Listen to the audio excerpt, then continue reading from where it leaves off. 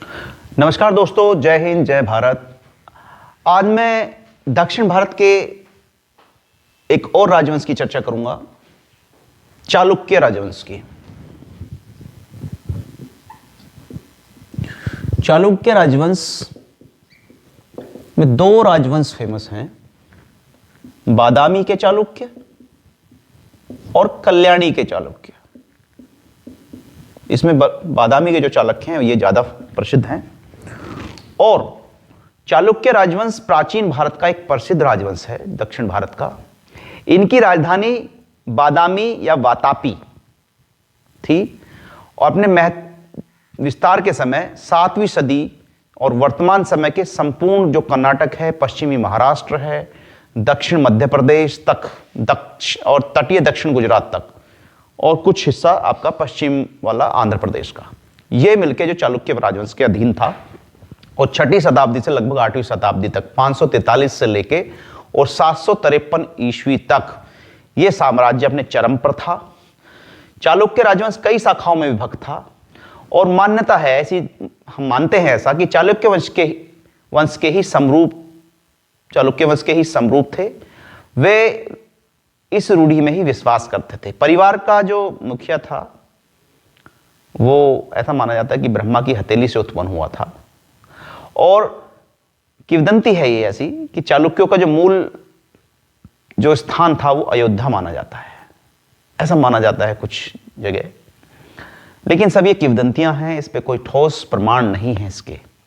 पुलकेशिन प्रथम का एक उत्तराधिकारी कीर्तिवर्मन प्रथम था, जो 6वीं शताब्दी के उत्तरार्ध में हुआ था। तो बहुत लंबा इतिहास था। और इतिहास के बारे में अगर हम बात करते हैं तो पुलकेशिन प्रथम का जो उत्तराधिकारी था कीर्तिवर्मन, वो 6वीं शताब्दी के उत्तरार्ध की बात कर रहा हूं मैं। उसने कदंबों और मौर्यों को पराजित करके अपने पूर्वजों द्वारा अर्जित प्रदेश में कुछ हिस्से को मिला लिया। पुलकेशिन द्वितीय, कुब्ज, विष्णुवर्धन और जयसिंह उसके 3 पुत्र थे। 6वीं शताब्दी के अंत में उसका उत्तराधिकार छोटे भाई मंगलेश को प्राप्त हुआ। मंगलेश ने 602 ईस्वी के पूर्व में मालवा के कलचुरीय बुद्धराज को पराजित किया और दक्षिण भारत में कलचुरी राज्य के विस्तार को रोका और अपने राज्य का उत्तराधिकारी बनाने का प्रयत्न किया। उसका जो भतीजा था पुलकेशिन द्वितीय, जो सबसे महान सम्राट भी था चालुक्य का, उसका विरोध किया और फलस्वरूप गृह युद्ध में मंगलेश के जीवन का अंत हो गया। पुलकेशिन द्वितीय ने 609 में, पुलकेशिन द्वितीय जो सबसे फेमस राजा हुआ है इसका, पुलकेशिन द्वितीय वो सबसे महान सम्राट था चालुक्य राजवंश का। और 609 में वो सिंहासन पर बैठा। उसने एक बड़ा युद्ध अभियान जो है प्रारंभ किया और उसने कई राजाओं को, जैसे मैसूर के कदंबों को, कोंकण के मौर्यों को, कन्नौज के हर्षवर्धन को भी उसने हराया और कांची के पल्लवों को भी पराजित किया और मालवा, कलिंग पर भी विजय प्राप्त की। बहुत राजाओं को उसने हराया और छोटे भाई विष्णुवर्धन ने अपने लिए आंध्र प्रदेश जीता, तो बादामी राज्य में जिसको मिला लिया। तो 616 में इस राजकुमार को आंध्र का मुख्य शासक भी नियुक्त किया। तो पुलकेशिन द्वितीय ने पल्लव नरसिंह वर्मन से सन 642 में युद्ध करते हुए जो है उसको हरा दिया। उसके राजकाल में लगभग 641 में एक चीनी यात्री आया था, युआन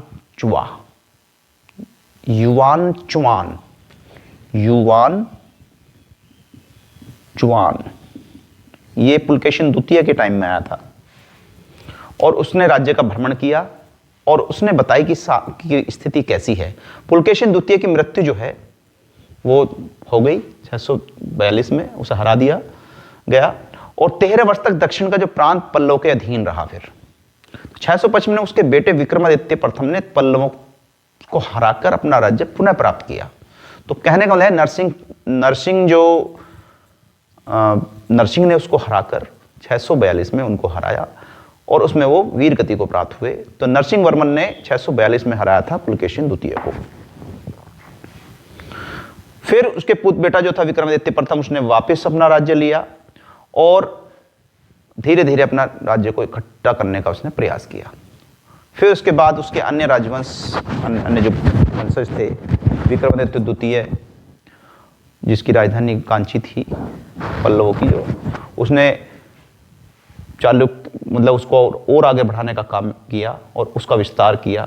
तो इस तरह से कहने लगभग 753 तक चालुक्य राजवंश मतलब एक तरह से आगे बढ़ा। और इसमें एक बताया जाता है कि प्रतिहार जो राजवंश था, गुर्जर प्रतिहार राजवंश, उसमें उसके राजा थे वाग्भट द्वितीय, उसको भी इन्होंने पराजित किया था। तो मतलब कई बार राज्य हुआ और राज्य होते होते जो प्रतिहार राजवंश है उसने फिर इनको वापस हराया। ऐसा इतिहास में लेख है कि पहले वो विजय श्री शायद प्राप्त की, उसके बाद ये फिर उनसे हार गए और हारने के बाद ये संघर्ष चलता रहा पल्लवों का, राष्ट्रकूटों का और गुर्जर प्रतिहार का। ये संघर्ष होते होते ये आगे बढ़ते रहे। तो बादामी के जो चालुक्य हैं उनका शासन लगभग 543 से लेके और 753 तक कीर्तिवर्मन सेकंड तक रहा।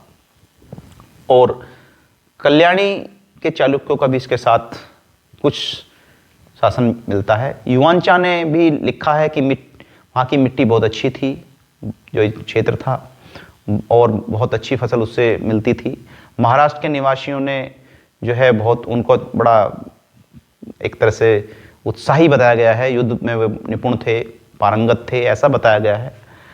ब्राह्मण धर्म की जो है बड़ी उन्नति हुई और चालुक्य नरेश विष्णु अथवा शिव के उपासक थे, ऐसा माना गया है। तो युवांचा ने बताया है इसके बारे में। और जो कल्याणी के चालुक्य हैं इनके राज्य चिन्हों में म्यूर ध्वज था। इनका पूर्ण जो मतलब एक तरह से जो इनको जो पदवी लेते थे, महाराजा अधिराज की उपाधि लेते थे ये। और इनके जो शिलालेख हैं उनसे इनकी जो शासन करने की जो व्यवस्था थी उसके बारे में जानकारी मिलती है। वेद, व्याकरण और दर्शन की उच्च शिक्षा के बारे में जो है पता चलता है। कला के बड़े प्रेमी थे, इनके बारे में इनको पता चलता है। तो ये जो इतिहास रहा लगभग 200 वर्ष तक, ये दक्षिण से लेके और जो मध्य भारत तक का जो हिस्सा था, क्षेत्र था, उस पे चालुक्य राजवंश ने शासन किया। तो इस वीडियो में इतना ही जानकारी देना चाहूँगा। बाकी और राजवंशों के बारे में हम चर्चा करेंगे। तब तक के लिए नमस्कार, जय हिंद, जय भारत।